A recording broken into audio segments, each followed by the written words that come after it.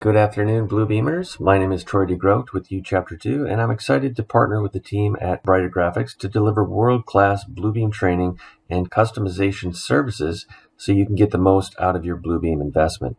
So I'm going to go up under Review to start out in the upper left corner. Okay.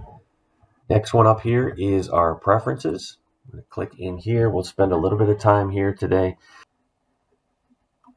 Next, I want to show you, we'll go back to options. After you set all of these settings and you get everything looking the way that you want, you're going to want to go to the admin tab again, go to options and backup. You want to back up all your settings and save that somewhere. And then if you upgraded your software or like me, my computer crashed last week, had a bit of a stressful week last week, but you can always go back and restore that, pulling from that backup that you saved. So I would encourage you once in a while to come in here and back up your settings. Okay, so that's it for preferences. I'm going to say okay.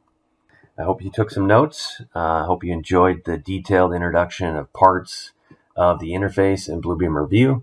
Thanks for joining us. Reach out to Darren and his team at Brighter Graphics to learn more about additional licenses of Revu Extreme or the small investment of upgrading your existing seats. And as always, if you have any questions regarding training or customization services for your company, don't hesitate to reach out to our team as well.